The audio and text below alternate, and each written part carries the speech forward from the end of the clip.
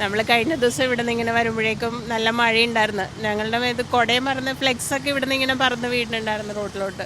അപ്പോൾ അതൊക്കെ പബ്ലിക്കിന് ബുദ്ധിമുട്ടാണ്. പിന്നെ ഒരു കാര്യം കൂടി പറയാനുണ്ട്.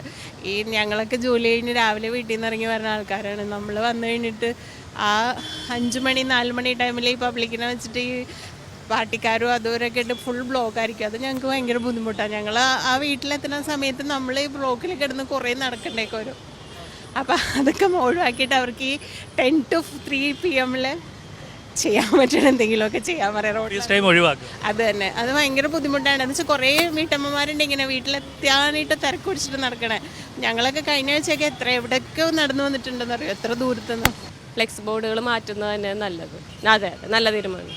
അത്യാവശ്യം ചിലവരിപ്പം ഫോണിലൊക്കെ നോക്കി കിടക്കുമ്പോൾ ഇപ്പോൾ കാണാണ്ടൊന്നും ഇടിക്കാൻ ചാൻസ് ഒക്കെ ഉണ്ട്. നല്ലതായിരിക്കും. ഇപ്പോൾ പുറത്തൊക്കെ പോകണമെങ്കിൽ അവിടെയും ഇത് കാണാറൊന്നുമില്ല. അപ്പോൾ നമ്മുടെ ഇവിടെ മാത്രമൊക്കെയാണ് ഇങ്ങനെ ഫ്ലെക്സും അതും ഇതൊക്കെ കണ്ടിട്ടുള്ളത്.